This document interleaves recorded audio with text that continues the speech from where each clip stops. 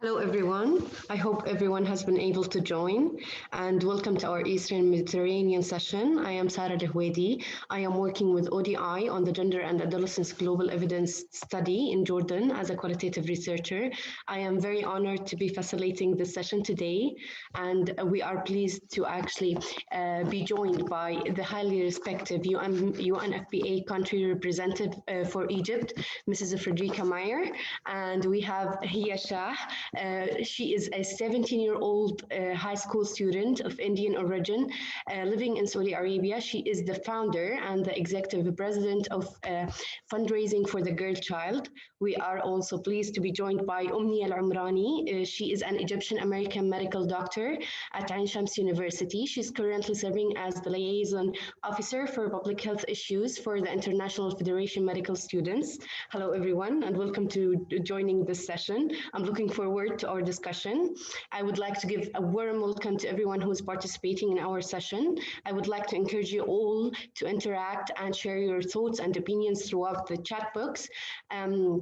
We will be discussing policies and programs, initiatives and investments needs to promote adolescents' well-being globally and especially in the Eastern Mediterranean region. Furthermore, we're highlighting the challenges that an adolescent faces in different countries. I want to remind everyone that the conclusions of this discussion are expected to be included in the ECOSOC Youth Forum to the UNHLPF report in July, setting out an action plan based on the adolescents' well-being, while also framework their experiences and expand the support to the call on action by UN member states, civil society, and young people. I hope now we're going to be actually, you will see through your screens, we're going to be listing the definition of adolescence, well-being, and the conceptual framework. Okay, as the UNH6 Plus Technical Working Group and other partners, including representatives of youth-led and youth-serving organizations, had developed a definition and a conceptual framework for adolescents' well-being to inform policy and programming for adolescents. The 5 interconnected domains encompass both subjective and objective constructs and include health as one of the 5 domains. The domains are also underpinned by gender, equity, and the rights considerations. Can we have that slide that actually shows the conceptual framework? Yes, thank you. Here now we have them all, definition and also the 5 domains. As you can see, we have the good health and all of them listed here. In the beginning, I would love to start with Mrs. Frederica. I would love to thank you for being part of this session. And I wanted to start our session by asking you the following question.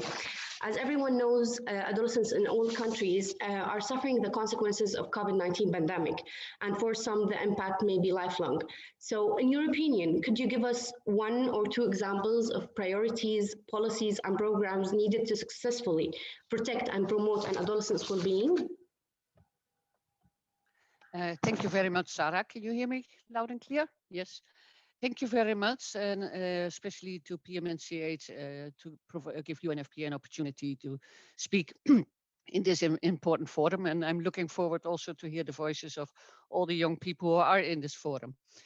Adolescent and young peoples in program and policies. We often know that adolescents are not very well represented in policies. And if they are represented in policies, it's often covering youth, which is going from 15 to 24, 29, or sometimes even higher.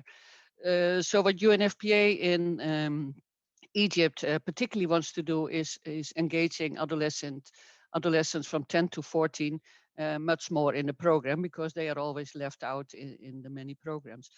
And that's something which is coming back later on, because what we want to do is really building back better after this COVID-19, and that's why we are focusing in our new programs much more on the adolescents.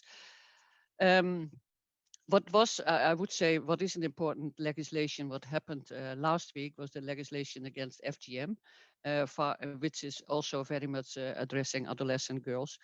Female genital mutilation, sorry, I guess everyone knows that. So the punishment for female genital mutilation is gone up far higher.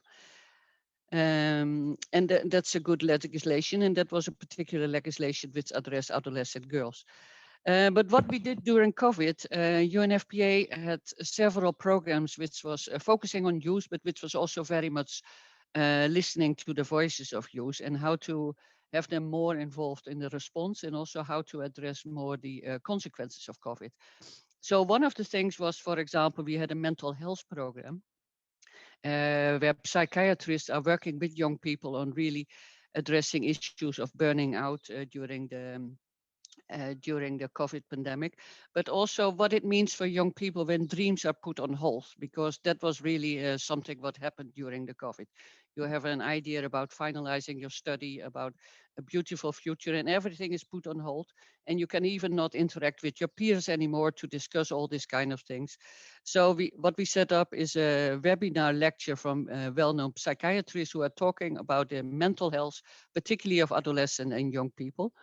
And then as a follow, so there were around 8 or 9 sessions, webinars, and particularly thereafter support groups were set up so that the young boys and girls could speak specifically with the psychiatrist on issues like domestic violence. These were closed groups. It were groups of 12, very small, to provide people with safe spaces so that they could address their particular needs.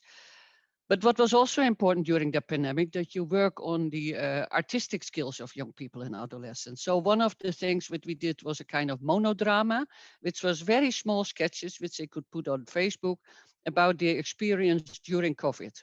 So one beautiful experience, which was put on Facebook, which was a little film, was a girl who learned from her grandmother how to make bags. And she expressed very much that it's the intergenerational dialogue which came out of the COVID lockdown.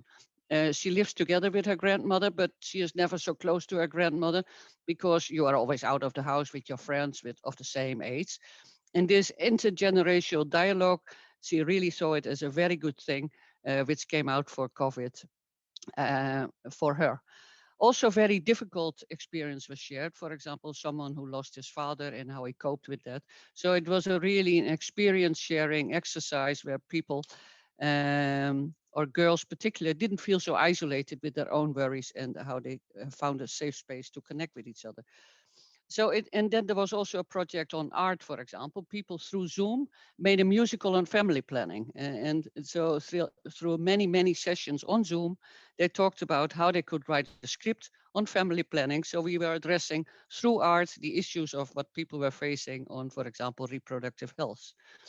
And the last thing I want to say, and today is the International Day of Sports for Peace and Development.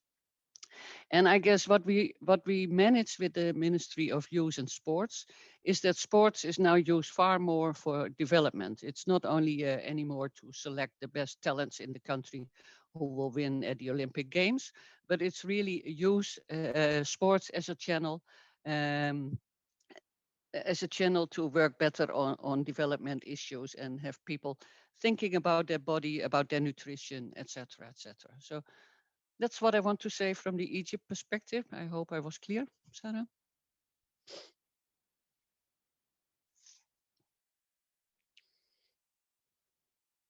Can't hear you. You're muted. I'm trying to unmute myself. Really, thank you for these great insights and these great examples. And we are honestly honored to hear these great examples from UNFPA. As it well known for us adolescents and youth people, it has a huge impact on everyone's and also on programs and initiatives being held by the UNFPA. We are very thankful for your insights. Thank you. Yeah, and Omnia, and I'm sure you will give great inputs on what kind of advocacies and actions are needed regionally and nationally, of course, to ensure the right commitments are made for adolescents' well-being and how they will be implemented.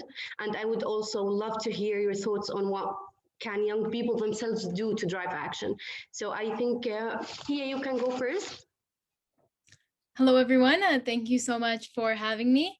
My name is Hiyosha, and I am 17 years old. I'm a part of the UN Generation Equality Forum, and as Sarah said, I run an organization called Fundraising for the Girl Child. In terms of the type of advocacy and action that is needed on a national scale, I would say the most crucial thing is for governments to be held accountable. It's one thing to give a formal speech or simply mention change, but it's like another thing to actually implement it. Citizens, non-governmental organizations, agencies like the UN must follow up with member states and demand tangible progress for the actions and laws that governments have committed to. The type of advocacy that is needed regionally and nationally to ensure commitments can range from things like national level awareness campaigns on social media, which is really growing today, especially for Generation Z as the adolescent people, to hosting events at your school or community with high level speakers in order to raise awareness and inspire others. In terms of what adolescents ourselves can do to propel change, I truly believe that there is always something that can be done, that always something that youth and adolescents can do to drive action.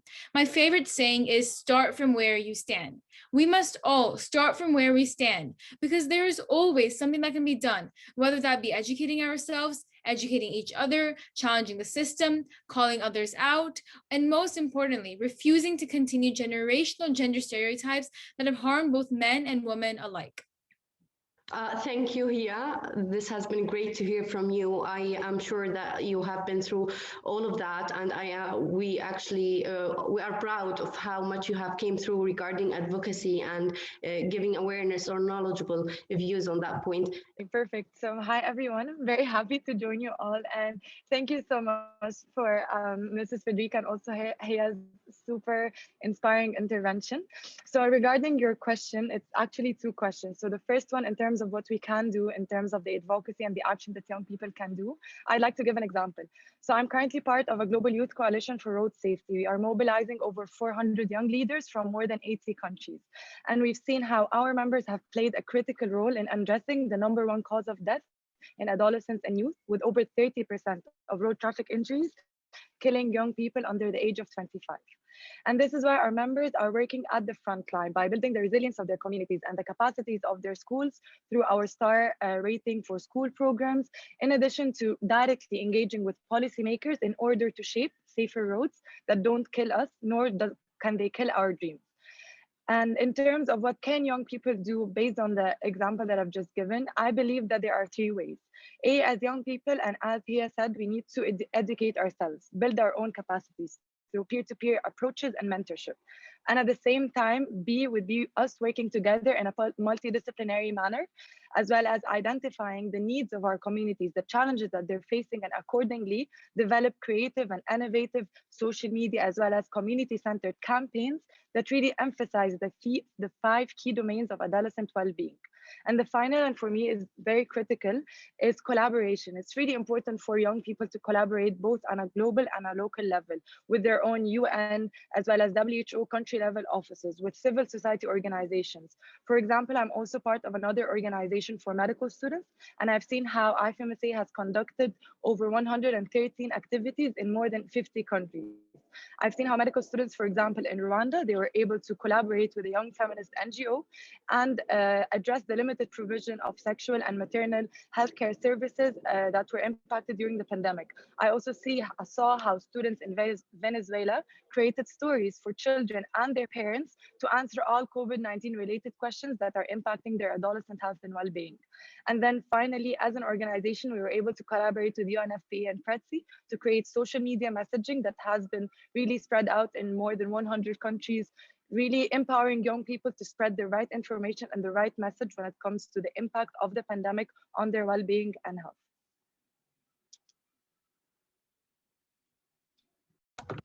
Thank you, Omnia, for sharing your knowledgeable view on the matter and sharing your experiences. I would like to ask you furthermore another question regarding the same subject. How do you think adolescents and youth can actually facilitate government's efforts to work in line with the adolescents' well-being framework and also addressing all the five domains to bring the change that we are looking for? Yes, can you hear me now? Okay, perfect. So that's a very important question. I believe as adolescents and youth, we are going to inherit the repercussions of today's policymaking and agenda. And yet, Even though we are going to bear all these consequences, we remain very underrepresented, as well as our perspectives are undermined in decision-making processes, both on a global level and on a governmental level. Even though we believe that sustainable development cannot be met without our meaningful, B, our consistent engagement in the transformative change that we need to build back better. And we need to place adolescent health and well-being at the center of the sustainable development agenda. And for me to emphasize that even more, we created a global poll that asked over 300 young leaders from 134 countries. We asked them to share with us the issues, the demands, the commitments that they want from their policymakers, as well as from their civil society organizations and other stakeholders. And based on this poll that we did back in May, we are going to launch a youth manifesto that will be used as a strong advocacy tool for adolescents and youth to advocate with their governments and policymakers. I also want to add that there are many other examples of meaningful youth engagement. I, for example, had the opportunity to work with global health experts from PMNCH, and together we developed a background paper that focused on safe and supportive environments, which is one of the key domains of adolescent well-being. And I was able to deliver my inputs into that paper that is going to feed into the policymaking frameworks that will be developed by governments. And this is just one example of many more, and there is an imperative need to share these best practices among governments, among civil society organizations to do the same.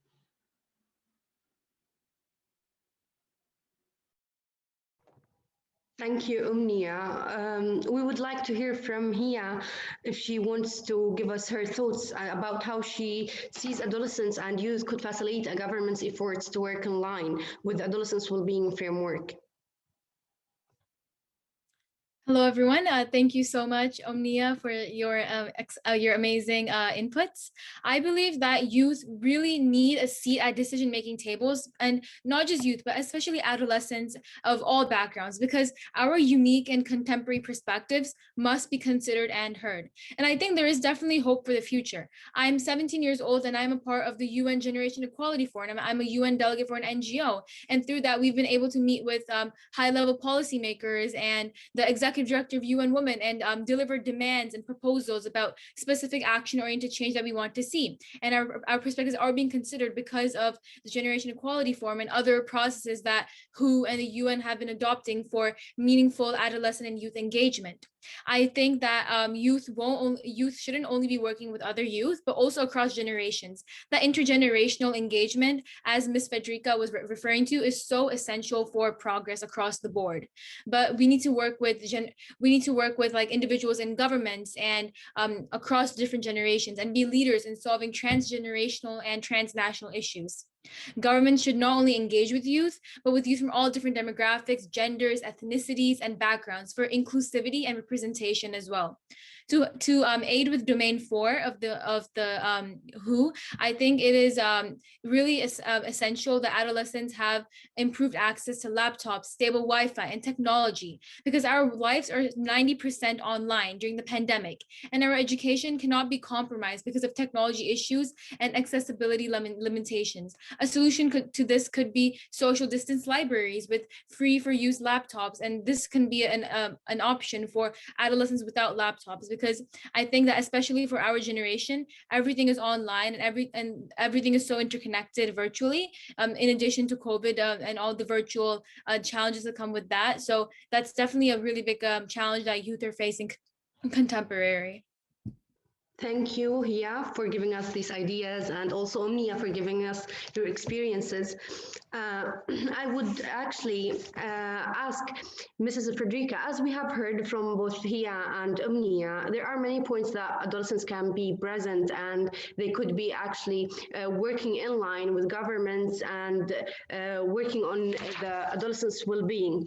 I would ask, we see that adolescents want to be part of the solution. So how do you think you and FBA can work in line with us, adolescents and young people, to use the framework to strengthen government's efforts to design programs for adolescents?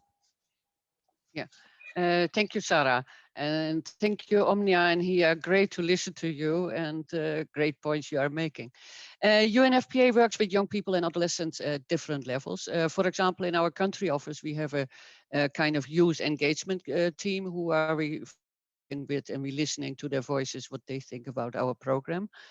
But also at a project level, more at the community level, we engage with young people and adolescents to help us in the design of the programs. For example, the adolescent framework, which I was just talking about, UNFPA did it in different countries, both in Laos, in India, and now we will do it also in Egypt, where we have a manual, but this manual will be very much localized to see whether it really fits to the needs of the adolescent at the local areas. Because also what Hia said, young people are, and adolescents particularly, they are very different, and also the needs of adolescents are very different. And what we will do with this project, we will start with those furthest behind, because what we see also in the COVID pandemic, there is a group of adolescents, particularly adolescent girls, who don't have access to smartphones, internet, and the whole kind of thing. So how can we bring those adolescent girls more into the forefront of development and putting them first? And if we are able to reach them, we are able to reach all the adolescent girls in a particular country. And we should not forget also to bring the boys in it, because only focusing on adolescent girls is not good, because if we want to have a gender equality in the future, we have to work with both sex, or all the sex, I should say, all the different, and not only boys and girls, but all of them. So we do involve them in different levels, also with the Ministry of Youth and Sports. We engage many young people in the discussions with the minister on how the program should be developed further. So I guess we are on the right path here in Egypt, going on all the different levels, engaging with young people, listening to their opinion, but what I also liked very much, implementing their ideas, because the biggest ideas and the most creative ideas are most of the time coming from young people. So we should not only listen, we should implement them. Thank you. Thank you, Mrs. Frederica, for your valuable inputs and for the UNFPA efforts. This would be great to be implemented, let's say, globally, and furthermore to engage adolescents in their programming and designing of programs. We will have a slide now that will present a question for both of our audience and also to our participants. As everyone will see soon on the screen, we have a question for both Hia and Omnia. We have heard the reflections on the challenges being faced by adolescents in different respective countries, of course. What are the words of advice or potential missing pieces of the puzzle that we would like to highlight as adolescents, both you, Hia and Omnia? Hia, you can go first. Yeah. Okay, so I think the most important thing that youth must remember is that we are not the change makers of tomorrow, but the change makers of today. As cliche as it sounds, there's always something that can be done to propel change, whether that be at a local, school, a regional, or national level. And everything matters in the long run, and everything builds together. So we must remember that we do have potential, and we should not be restricted just because of our age. By cooperating with each other and mobilizing each other, we are unstoppable change makers. We shouldn't limit or question our potential, because if we don't believe in ourselves, who will?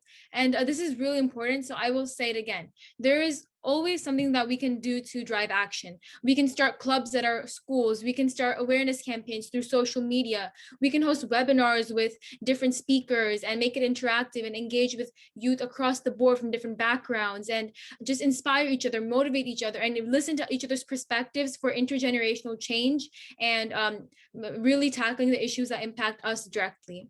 We have to all educate ourselves, most importantly, because the world is changing every day, and we have to keep up with the different issues that are coming and the different solutions that are being proposed.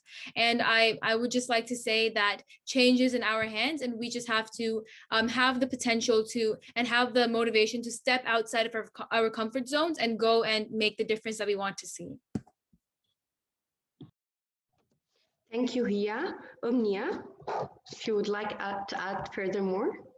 Yes, of course. I feel very inspired after Ria's speech. But what I want to add in terms of what she has said and what Ms. Frederica has said is, In many occasions, adolescents and youth were always asking for a seat at the decision-making table.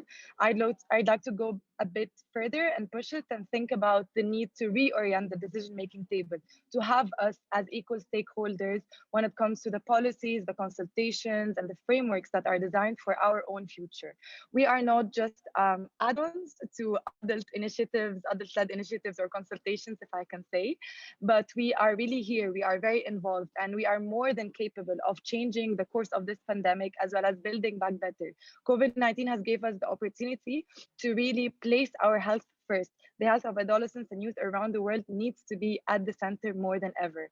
And the second piece that I want to really highlight is that we are demanding our voices to be heard, our perspectives to be integrated, but I'm also, calling for such perspectives and such voices to be consistently integrated.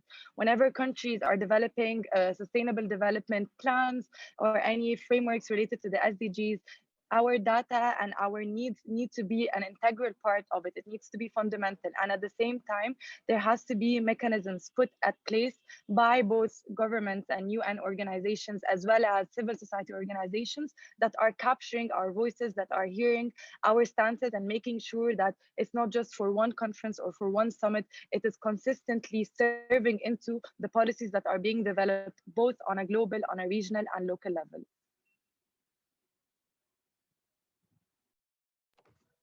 Thank you both, Umni and Hia, for your valuable inputs and ideas. We have displayed earlier the 5 domains that focuses on adolescents' well-being, and we have heard from our participants about challenges being faced by adolescents. And I have mentioned that all of the answers will be contributing to the Voices of the Youth report.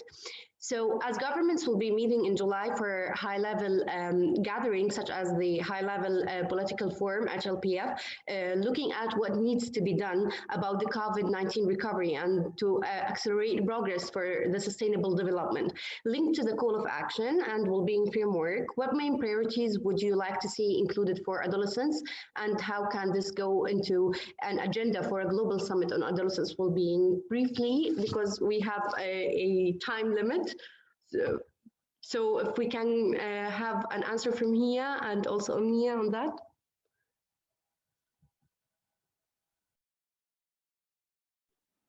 Okay, I was unmuting. I think I would go first. So I would be very quick. I think the question for me when we're thinking about COVID-19 recovery is what kind of world we want to live in once the pandemic comes to an end. And for me, there are 3 main areas that governments can do as we move on to the Global Summit on Adolescent Wellbeing. The first one is for governments, again, to meaningfully engage youth by establishing consistent and sustainable mechanisms, not only for our participation as adolescents and youth, but also for us to be able to co-create youth-led solutions and ensure their implementation. We need to really reinforce our role as adolescents and youth as change agents. The second most important is for governments and intergovernmental agencies to increase their investments in healthcare services that are adolescent friendly, as well as adolescent well-being programs that are accessible, equitable, non-discriminatory, and that are mainstream, not just through healthcare systems and hospitals, but also through schools, through parenthood, as well as peer-to-peer. And finally, governments need to ensure their commitment, ensure their transparency, and finally know that we are going to hold them accountable beyond our panel today.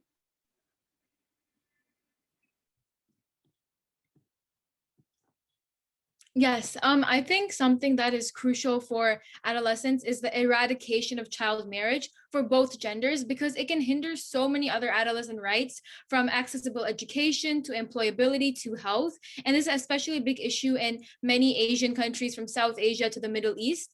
And although most governments do in fact have laws against child marriage, they're not enforced and governments are not being held accountable, which is the main issue here. This again ties back to the importance of enforcing laws and enforcing accountability. I want governments to create task force and teams that can ensure that no adolescent is is a victim of child marriage, and everyone is enrolled in school, and a record is kept of everything, so we can ensure that each adolescent has access to human rights that can help them succeed in the future. I would also like to see more funding being dedicated to mental health support for adolescents, because we are especially going through tough times right now, in between the global pandemic and the political situations that are unstable in the Middle East, and the fears that are the fears that accompany these things. I think that government should invest at least 10% more in the funding of mental health resources, whether that be suicide prevention lines or accessible therapists, and this would help domain one as well. So those are the two main things I would say. Thank you, both Hia and Omnia. And I am curious to hear Mrs. Frederica's opinion on what main priorities she would like to see included for adolescents, and how this can go into an agenda for a global summit on adolescents' well-being. Thank you very much, Sarah. I guess Hia and Omnia have said quite a lot already, but where I really would like to align with Hia is we should abandon child marriage and any harmful practices for adolescents, because that's really an obstacle to fulfill their full potential. And now after the COVID, so that would be my first priority at all, ban these issues and having zero child marriage and zero harmful practices for adolescent girls by 2030, or even better by tomorrow. And the second one, which is also very good, there should be more money available for mental health for adolescents, specifically to deal with the consequences of COVID, because a year or a lot of adolescents feel that a year has been lost, or even 2 years soon. And how do they overcome this, and how are they going to deal with this? Because we know if we are not addressing mental health at an early stage, it might build up in later life. So these are the issues which we need to address right now, health and particularly well-being, because I think most of the adolescents are healthy, but we are now talking more about well-being, and well-being to become really fine adults in the future and having time for everything. Thank you. That would be my top 2 priorities. You're muted. Okay, now we're working. Sorry, we have 3 minutes, so we have to wrap this up as fast as we can. So I'm thankful for everyone who has been participating. We give our deeply respected appreciation for Mrs. Frederica's insights and time. And I would also like to thank Hia and Omnia for their joyful participation throughout the session. And we value everyone's here time, and we appreciate you all giving us this listening ear. I want to invite everyone to go back to the plenary session. The session will be closed automatically in 1 minute, and we will go back to the main session where we can brief on what we have discussed during that. Thank you, everyone.